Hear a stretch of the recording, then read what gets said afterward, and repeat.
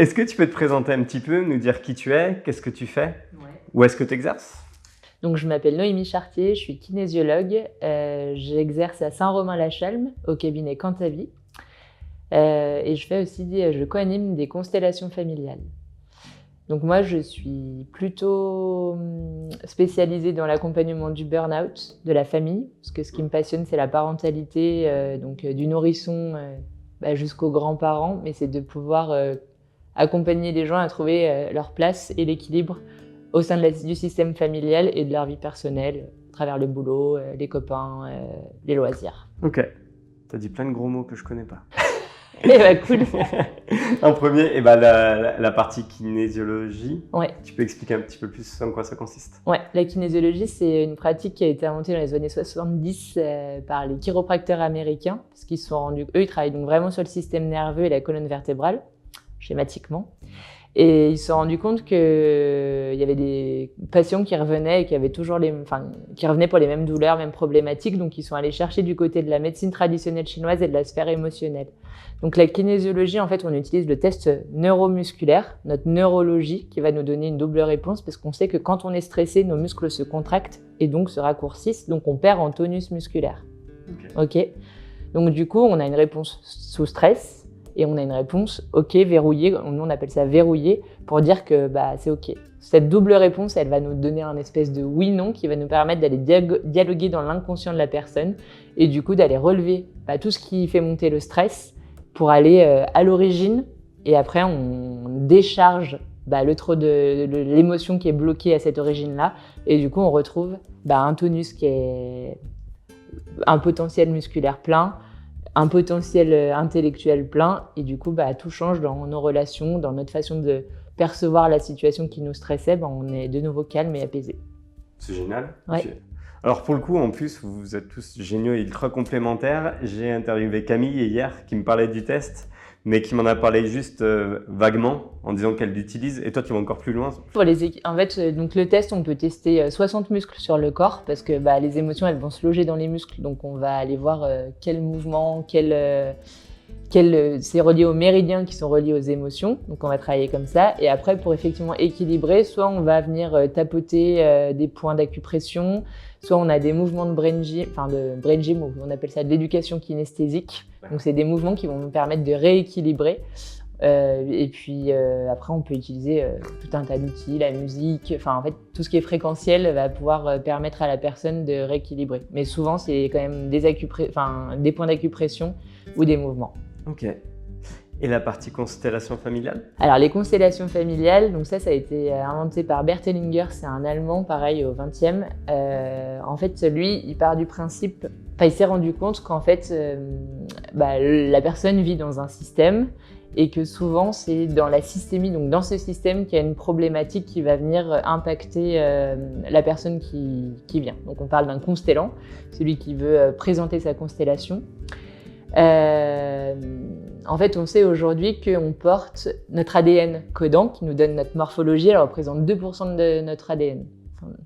Les 98% autres, c'est ce qu'on appelle l'ADN non codant et qui là reprend les émotions, l'histoire familiale, les croyances, etc. Et puis bien d'autres choses. Mais du coup, on sait qu'on porte les traumatismes de nos ancêtres. D'accord. Donc ça a été prouvé avec les descendants d'Auschwitz, des personnes qui ont été dans les camps. Ils se sont rendus compte que les petits-enfants et arrière-petits-enfants avaient des stress post-traumatiques liés à ce qu'eux n'avaient pas vécu physiquement, mais leurs grands-parents ou leurs parents. Okay.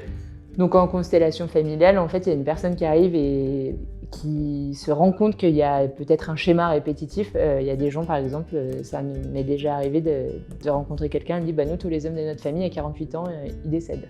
Donc c'est arrivé une génération, 2 générations, et là elle voit ses petits-enfants, elle dit moi je veux que ça s'arrête. Ou alors de dire j'ai une colère qui m'habite et je comprends pas d'où elle vient, c'est comme si ça m'appartenait pas. En fait c'est plutôt que ça n'a pas commencé avec elle. Moi j'aime bien dire que le transgénérationnel c'est, parce que je suis très dans la responsabilité de chacun, donc c'est comme un sac à dos. L'ancêtre on lui dit plutôt que de te voir souffrir, je vais prendre un peu de ta douleur. Donc on prend la pierre, on la met dans notre sac à dos, mais c'est bien parce qu'on a un sac à dos à nous qu'on est en capacité de le prendre. Donc du coup, les constellations, en fait, c'est un espèce de théâtre énergétique où la personne, elle va choisir dans les représentants qui sont dans la salle, une personne qui va la représenter elle, puis peut-être son père, sa mère, enfin, des membres de sa famille selon la problématique. Elle va les placer et ensuite on va demander aux gens dans le champ scénique des constellations de se déplacer et en fait au niveau des énergétiques, ils vont ressentir des émotions qui ne sont pas les leurs, mais bien de la personne qu'ils incarnent. Ils vont avoir un dégoût ou un amour profond pour une personne de la famille. Et petit à petit, en fait, on va voir apparaître la problématique sous nos yeux. Est-ce que c'est une personne qui n'a pas été reconnue parce que il y a eu un enfant mort-né, par exemple, ou est-ce qu'il y a un patriarche qui prend beaucoup de place parce que lui, il a vécu la guerre et dans sa tête, la vie maintenant, c'est comme ça, c'est que le combat ou c'est que le travail.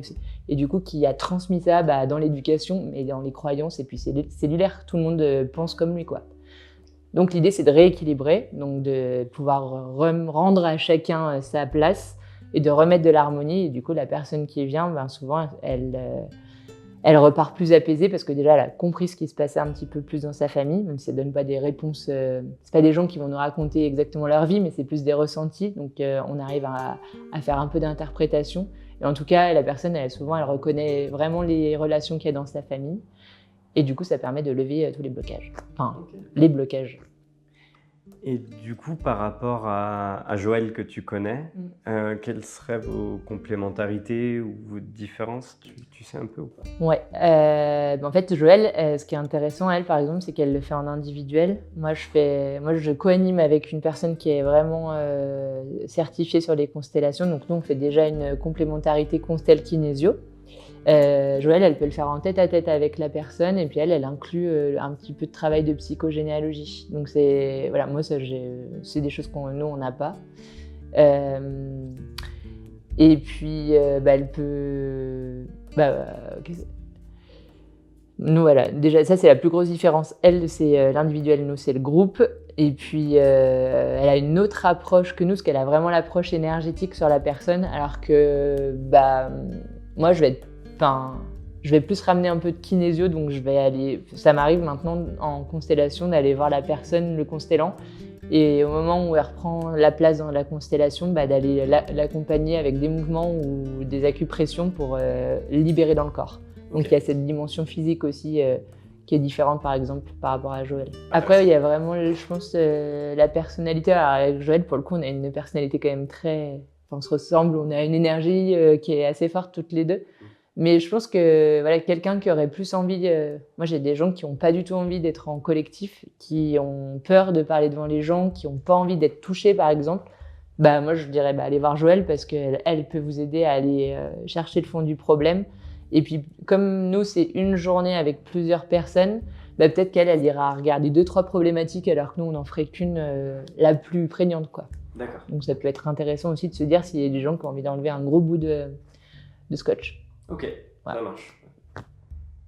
Celui qui t'embête vraiment tout le temps. C'est ça. L'idée, c'est vraiment, les deux le font, mais je veux dire, des fois, tu as, je sais pas, peut-être la possibilité d'aller comprendre plus de choses et... Enfin, voilà. Ouais, et puis le côté social, échanger avec d'autres, peut-être rencontrer d'autres personnes est intéressant et que tu n'aurais pas de l'autre côté. C'est ça. Et comme nous, on fait des constellations sur la journée, en fait, les constellants, ils deviennent participants pour les constellations des autres. Donc ça, il faut avoir envie aussi. Et il y a des gens qui n'ont pas trop envie de... Il y a des gens qui ont peur de mélanger les énergies, etc. Donc c'est OK. Et du coup, là, pour le coup, l'approche de Joël est plus intéressante parce que tu vois, t'es vraiment que pour toi, quoi. Ouais. Si tu as envie d'avoir 2 heures que pour toi, c'est pour elle. Nous, on fait un 8h30, 17h30. Il y a des moments de convivialité, de partage. Donc, effectivement, les gens qui aiment les interactions, c'est cool. Ceux qui sont pas là-dedans, c'est plus sympa, c'est plus adapté, quoi, avec Joël. Donc, c'est cool. Et du coup, les gens viennent te voir pourquoi, en règle générale? Ils ont déjà une problématique ou pas forcément? Alors, moi, souvent, les gens viennent quand même pour une problématique. Ça peut être beaucoup... souvent, il y a de la dépression, par exemple. Moi, les burn-out, parce que du coup, j'accompagne pas mal autour de ça. Les troubles du sommeil, beaucoup de parents qui sont au bout du rouleau. Après, en fait, ça peut être dans une démarche de développement personnel, de dire, j'ai besoin, je sens qu'il y a des blocages, mais je ne sais pas exactement où ils se situent. En fait, ça, c'est possible aussi. Ok. C'est très varié, quoi. Ça peut être des douleurs aussi. On parle de douleurs physiques.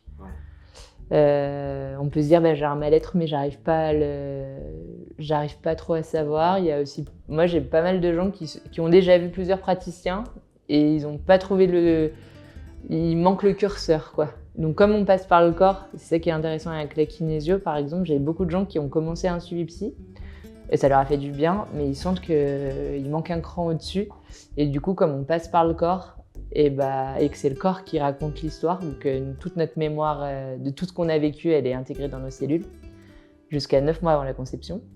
Et on peut remonter dans l'histoire et souvent il y a le petit truc qui est verrouillé. Ou alors avec la réflexion avec le psy, ils avaient vu beaucoup sous un angle et ils n'avaient pas eu l'occasion de regarder les choses d'un autre point de vue, de se dire mais en fait le problème c'est pas là, c'est là-bas.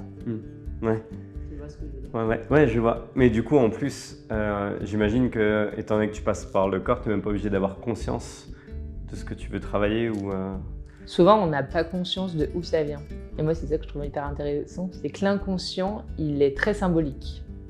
Donc, tu vois, une fois, en formation, on travaillait sur les intolérances, les allergies, parce que par exemple, c'est un sujet qu'on peut aborder, parce qu'en fait, une allergie, c'est une réactivité corporelle à une substance. Nous, on pense qu'on est des êtres intellectuels, de raison, on est plein de discernement et en fait, on est avant tout des êtres émotionnels. Quand tu comprends ça, déjà, je trouve que dans la lecture de notre vie, déjà, t'arrêtes de te culpabiliser et de dire que mon Dieu, j'ai une réaction surdimensionnée. Non, mais c'est normal, on est dans 95% de notre temps, on le passe dans notre cerveau limbique qui est notre inconscient. Sur une journée de 24 heures, ça fait 22,8. Donc en gros, on a 1h15 où on arrive à vraiment être dans notre cortical. Et c'est pas j'ai rendez-vous de 14h à 15h15, tu vois. Donc du coup, c'est toute la journée, tu as des flashs de compréhension parce que voilà, on n'est pas non plus tout le temps dans l'émotionnel, mais c'est pour dire que on y passe quand même beaucoup de temps et plus on est sous stress et plus on est entre reptilien et limbique et on a du mal à retourner dans notre cortical qui lui nous permet d'anticiper, de programmer, d'avoir une vision grand angle, quoi. Et du coup, on a une vision petit angle. Oui. Tu parles de stress et donc du coup, comme tu me disais tout à l'heure que tu commençais à travailler aussi avec des professionnels. Du coup, quelle cible, comment est-ce que tu travailles avec eux? Donc là, j'ai monté un projet, un accompagnement pour les professionnels, les entrepreneurs et les professionnels du bien-être. En fait, c'est un accompagnement de 2 mois. Où j'ai envie je l'ai appelé booster de tes racines à tes ailes parce que une fois que tu es bien ancré dans le sol, tu peux te déployer, et booster parce que je vois tellement d'entrepreneurs qui ont des difficultés qui se sentent pas légitimes, qui ont peur de parler de leur activité, qui baissent leurs tarifs parce qu'ils pensent que c'est trop cher, qu'on n'a pas le droit de bien gagner sa vie et qui veulent pas déranger, pas faire trop de bruit. Moi, je trouve ça dommage et j'ai tellement envie d'avoir un monde où en fait plus les gens auront le choix du professionnel et de la pratique et mieux tu vas en fait parce que tu peux aller voir X pour ça, Z pour ça et puis il y en aura pour tous les goûts et pour tous les genres et c'est ça qui est important.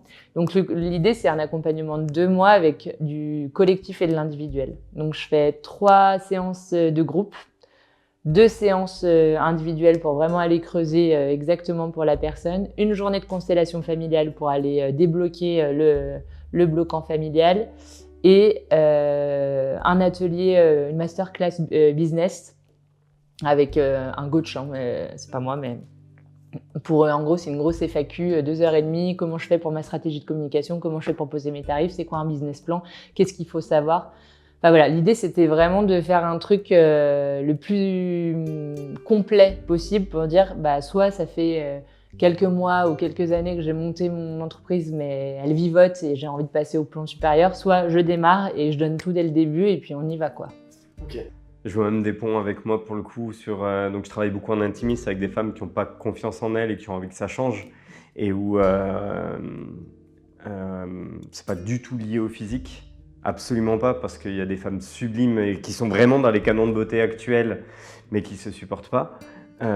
Et pour le coup, moi je peux travailler sur l'instantanéité et sur le moment où en fait j'explique un peu comment marche la lumière et donc pourquoi est-ce que tu te vois de cette façon-là et pas d'une autre. Mais c'est vrai que, comme tu le dis, ça peut venir d'ailleurs, ça peut venir de traumatisme, ça peut venir de plein de choses et ça peut être super intéressant aussi de... Ouais. Porte ouverte. C'est ça. J'adore. Ça ou les chefs d'entreprise qui ont du mal à se montrer.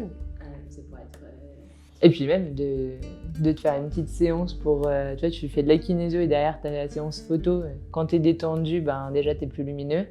Et puis tu reprends confiance en toi, tu apprends, je sais pas moi, à te maquiller, à te mettre... Enfin tu vois, on pourrait même imaginer un truc à plusieurs, quoi. Pour se dire, ben, comment je fais pour vraiment reprendre confiance en moi et puis apprendre à me sublimer, à me mettre en avant, quoi. Ah ouais, mais on a tous plein de ponts, de liens. C'est ce que j'adore dans ce type de salon, c'est que du coup tu tisses plein de partenariats, plein de choses, parce que bah, c'est aussi la force du groupe, c'est de s'entraider tous. Ah bah pour moi, on est plus intelligent. Enfin, on va plus vite et plus loin à plusieurs, quoi. Le dicton qui dit tout seul je vais plus vite, j'y crois pas trop en fait. Tu vois, pas dans l'entrepreneuriat en tout cas. Bah, tu vas peut-être un peu plus vite, mais tu fais plus d'erreurs. Donc en fait, tu reviens surtout plus en arrière pour te relancer et tu fais plus d'aller-retour. Ouais. Alors que quand tu prends vraiment ton temps, que tu écoutes, et bah, l'expérience de tout le monde. Et puis surtout, on a tous besoin du miroir de quelqu'un d'autre pour nous renvoyer. Et comme travailler à plusieurs, c'est justement avoir ça. Je sais qu'il n'y a pas longtemps, on a travaillé avec Flo sur un projet. On échange juste par message et je lui dis « Ah, t'attends, il faut que ça, t'as pensé ?» « Ah ouais, non, super, trop bien !» Il me dit « C'est vraiment pour ça qu'il faut 2 cerveaux. » Je dis « Oui, mais c'est parce que depuis notre dernière expérience ensemble, j'ai eu d'autres expériences de mon côté et maintenant, ça, je l'ai en tête. Donc, bingo !»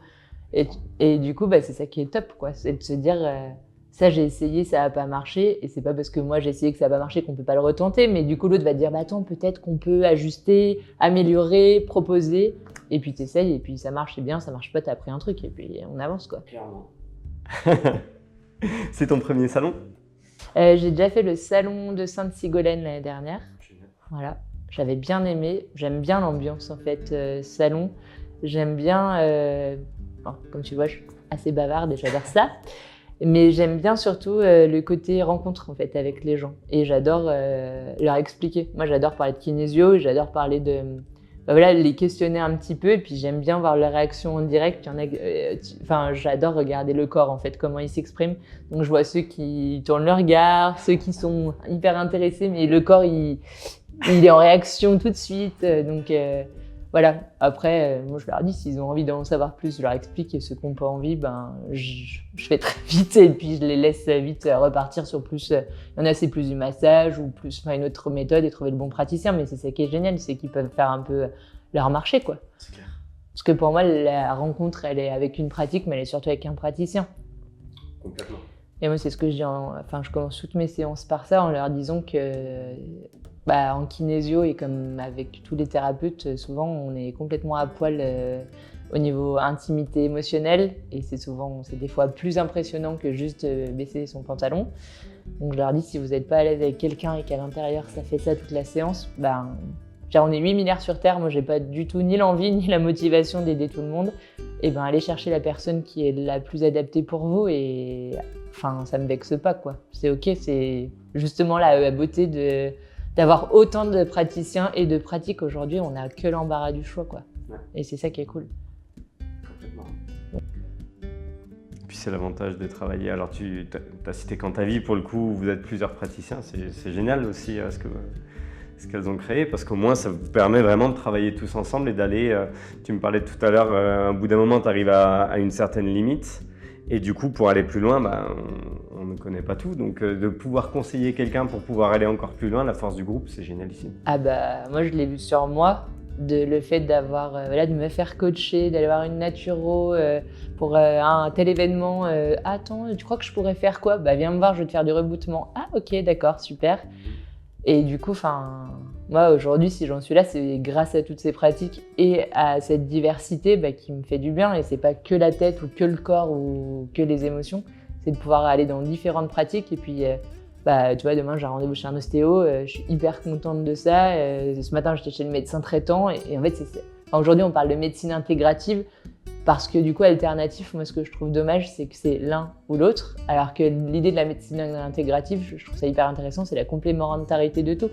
Parce que Luc Baudin le dit très bien, si je fais un malaise cardiaque ici, je veux s'il vous plaît que vous appeliez le médecin pour qu'il vienne me réanimer. Et, moi je me suis fait opérer du genou, j'étais très contente de trouver un chirurgien qui a bien fait le job, quoi. Mais j'ai été contente derrière de trouver la kinésiologie où, à un moment, il restait un truc qui bloquait, que le chirurgien m'a dit, je peux rien faire, vous réopérer, ça changera rien, il va falloir apprendre à vivre avec ça.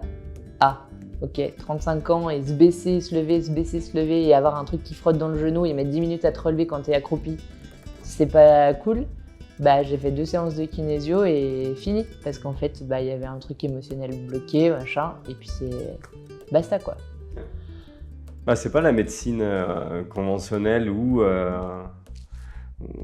une médecine douce. Tu vois, c'est les deux, en fait. Moi, j'aime bien dire, arrêtons de choisir avec c'est ou l'un ou l'autre. J'ai le droit, mais c'est comme nous, on a le droit d'être la maman super et la maman dure et la nana qui a confiance en elle et à d'autres moments, la nana qui a pas du tout confiance en elle. On n'est pas obligé de choisir et d'incarner. On est justement toutes ces facettes, en fait. Des fois, je suis drôle et des fois, je suis au fond de mon lit et ça va pas. Sauf qu'on, bien sûr, on ne se met pas sur Instagram à ces moments-là et personne ne le voit, mais en même temps, si, il y a des fois où c'est la galère et on n'est pas bien et c'est ok, quoi. Ah ouais. Ah mais carrément.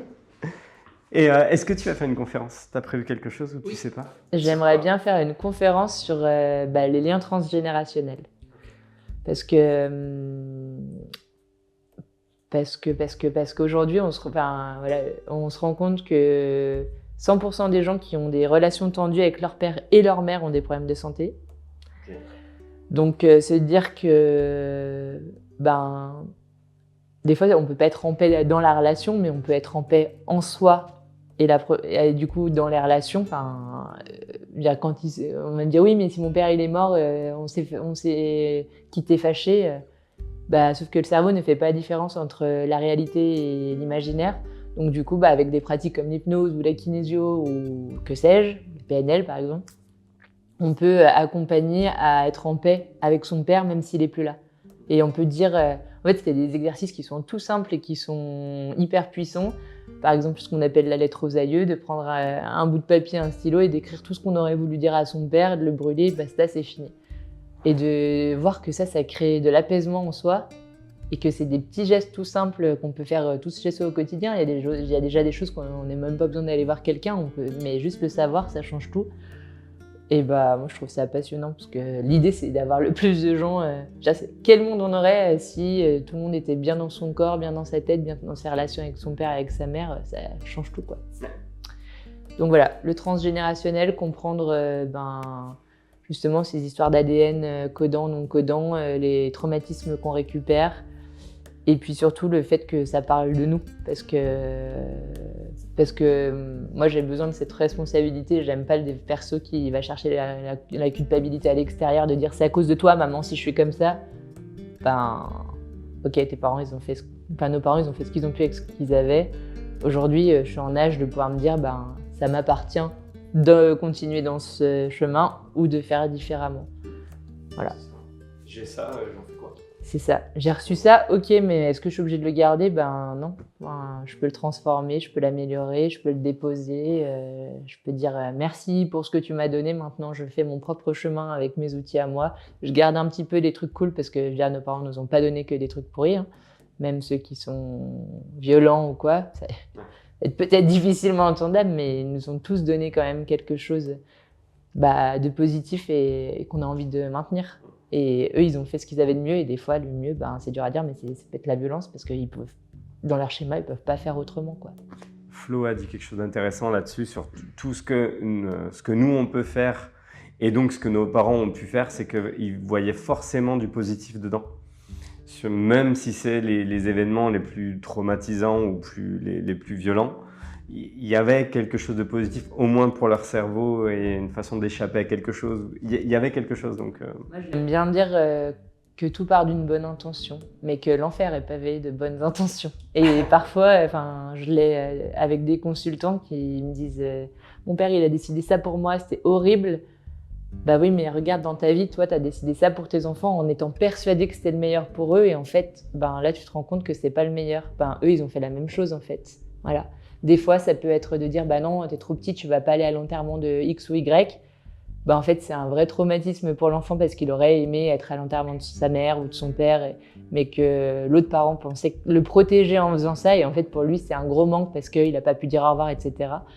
Et en fait, bah voilà, enfin, c'est ça. Je trouve ça génial de comprendre ça parce que, bah en fait, et puis de reprendre son propre pouvoir quand on comprend qu'on est créateur de notre vie et que ça part aussi beaucoup de notre limbique là, qui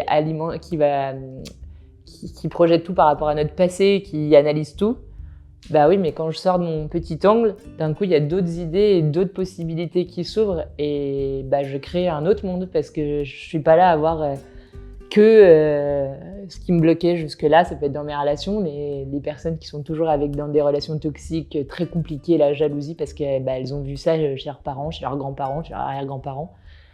Et de se dire d'un coup, bah, en fait, j'ai le droit de vivre autre chose, quoi. Parce que j'ai coupé le schéma. Donc c'est pour ça le transgénérationnel, de se dire à quel point ça peut ouvrir d'autres possibilités. Et c'est génial.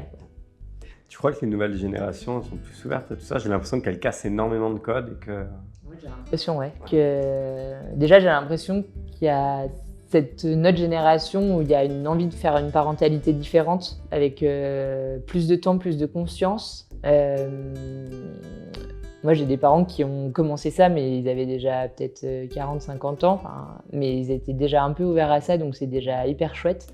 Nous, on le fait là maintenant en étant jeunes parents, et puis nos enfants, il y en a qui grandissent avec ça, et puis vraiment, de toute façon, ils nous mettent dedans. Hein. Ils viennent appuyer sur tous les boutons. Moi, c'est ce que je trouve génial, et c'est pour ça que je me suis vraiment spécialisée sur la parentalité, c'est que j'ai beaucoup de mamans en PLS émotionnel. Mon Dieu, j'y arrive pas, mon enfant, il est dur, il dort pas, il me tape, il est tout ce que je me retiens de faire. Et en fait, le gamin, il appuie sur tous les bons boutons pour dire maintenant, c'est sur toi qu'il faut que tu bosses, maman, quoi. Donc, ils arrivent tous pour leurs enfants. Et puis, en fait, là, c'est une ouverture pour dire regarde, il y a ces pratiques qui existent pour m'aider moi, mais pour t'aider toi, quoi. Une jolie façon de voir les choses. Et ouais, je trouve que pour moi, mes plus grands enseignants dans la vie, ce sont mes enfants. Parce qu'ils me poussent tout le temps à me remettre en question, à me dire est-ce que j'ai bien fait, ok, comment est-ce que je peux être une meilleure maman. Et là où nous, pendant des années, on a dit non, mais je sais que j'ai ce bouton-là, je m'en occupe pas, t'inquiète, c'est bon. Là, il y a ton enfant, il arrive et ok, d'accord, c'est bon, j'y vais. T'as le gros bouton rouge où ne pas appuyer. Hein? Je peux jouer. Et comme on est tous prêts à déplacer des montagnes pour nos enfants, on va aller le faire voir, ce petit bouton rouge là. Et puis du coup, il se déplace et c'est ce que je trouve génial en fait. Ouais. Depuis tout à l'heure, tu utilises des gros mots bien scientifiques. Tu nous as parlé, j'ai l'impression, d'études, de choses comme ça. Il y a tu regardes beaucoup justement soit les études ou alors il y a des choses qui appuient ta pratique? Ouais, moi, je lis beaucoup. Donc, dans mes formations, déjà, il y avait pas mal d'études scientifiques autour de l'épigénétique, parce qu'aujourd'hui, il y a un gros travail qui est fait par les chercheurs.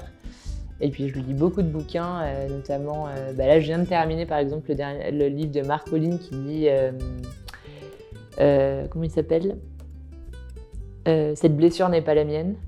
Alors moi, j'aime pas la version française parce qu'en anglais, c'est It didn't start with me, ce qui pour moi est pas du tout la même, n'a pas la même. L'interprétation est vraiment différente. Ça n'a pas commencé avec moi et ça ne m'appartient pas. C'est pour ça que tout à l'heure, je parlais vraiment de sac à dos et pour moi, c'est important de reprendre sa responsabilité parce que du coup, je me suis dit, c'est bizarre cette formule très française d'aller. Est-ce que c'est très français d'aller chercher le coupable à l'extérieur? Bon, je sais pas si c'est humain ou français, mais oui, j'aime bien regarder les études, les neurosciences. Et puis, en fait, il y a encore tellement de gens qui sont très cartésiens. Et moi, à la base, je pense que j'avais très peur qu'on me définisse comme perché. J'ai pas du tout. Ça me faisait peur. Je pense que c'était une grosse peur. Donc, je suis allée chercher des études pour comprendre, pour appuyer. Et puis, en plus, aujourd'hui, la science est en train de donner raison à toutes ces pratiques. Il y a encore plein de choses qu'elle n'arrive pas à expliquer. Mais c'est passionnant. Einstein, il avait déjà commencé tout ça avec la physique quantique. De dire que tout est énergie et de comprendre comment ça fonctionne. Moi, je trouve ça vraiment passionnant. Ouais. Et puis, il y a ce qu'on ressent dans notre corps. Et quand on va appuyer avec la science, je trouve que ça... Voilà, c'est comme si moi, je pouvais dire à ma tête, tu vois, c'est pas qu'un ressenti corporel. C'est pas juste une intuition. C'est vraiment qu'il y a quelque chose qui se passe qu'on perçoit pas, mais qui est en train d'être démontré. Ils ont fait plein d'études avec les souris, parce que la souris, elle est quand même très proche de l'humain. Et je trouve ça, c'est pareil, je trouve ça hyper intéressant de voir comment, que ce soit sur la nourriture, le sucre, de voir ce que ça fait, parce qu'aujourd'hui, on sait que le sucre, c'est quand même le truc le plus addictif au monde, plus que la cocaïne. Enfin, voilà. Oui. Ok. Ah, et puis ça fait, je pense, partie de ton métier et du métier de chacun d'aller jusqu'au bout des choses et de pouvoir expliquer à quelqu'un qui est à fond dans l'énergétique cette partie-là et quelqu'un qui est vraiment cartésien et qui a besoin de comprendre. Ça fait partie aussi de ton métier de lui expliquer non mais ça se passe comme ça en fait et c'est chouette. Et puis quand on est dans l'énergétique, c'est bien aussi de pouvoir remettre un peu de la conscience matérielle, de dire non mais en fait oui, tu ressens ça mais parce qu'il se passe ça. Et du coup, en fait on est quand même deux hémisphères, l'hémisphère logique et l'hémisphère intuitif. Et du coup, l'idée, c'est aussi de pouvoir nourrir les deux, quoi. Parce que quand on est très intuitif, c'est sympa, mais on se retrouve à faire des trucs parce qu'on ressent, c'est génial. Mais de pouvoir, je trouve que ça donne une base plus solide et on sait pourquoi on fait les choses et comment ça marche à l'intérieur. C'est comme les garagistes, ils voient un pneu crevé, ok, ils y vont, mais ils savent exactement ce qui se passe dans le moteur, dans le machin, dans le truc, parce qu'ils ont une vision globale. Donc, je trouve que tu es encore meilleur dans ta pratique quand tu as ces deux visions-là, d'avoir une bonne expérience, un ressenti et d'avoir la conscience de pourquoi tu fais les choses, quoi. Puis t'expliquais tout à l'heure, quand tu parles de pro sur la partie légitimité, mine de rien, quand c'est que de l'intuition, c'est plus facile d'avoir ce syndrome de l'imposteur ou de ne pas se sentir légitime que si tu as et le ressenti et l'explication, t'es ancré, t'es appuyé sur tes... C'est ça, tu sais pourquoi tu fais les choses et du coup, même s'il y a quelqu'un qui vient te dire... Et puis quand on vient te poser une question ou remettre en question ta pratique, ça ne remet pas en question tout ton être et... Non, tu sais que ça parle de ça, la kinésiologie, ça marche comme ça, comme ci, comme ça, je sais ce que je peux faire, je sais ce que je peux pas faire. C'est ça qui est hyper intéressant. Moi, j'ai commencé à me mettre à faire des accompagnements en visio. Quand les gens me disent « tu fais de la kinésio », je dis « non, je peux pas. La kinésio, c'est le test musculaire. » Donc quand je suis en ligne, non, je fais de la radiesthésie, je travaille beaucoup l'écoute active, donc j'écoute... c'est presque plus axé PNL, même si je suis pas formée. Enfin, je veux dire, ça serait plus dans cette ambiance-là de dire écoute, reformulation, projection. Mais c'est pas, je peux pas faire de la kinésio. La kinésio, c'est pas sur un ordinateur. J'ai besoin d'un corps en fait. Donc je fais de l'EFT, ce genre de pratique pour aller lâcher les trop-pleins émotionnels. Mais voilà, et d'ailleurs, ça me gêne quand les gens me disent ah c'est génial, elle m'a fait une séance de kinésio à distance. C'est pas possible. C'est pas possible de faire ça. Appelons un chat un chat. Ouais, c'est ça.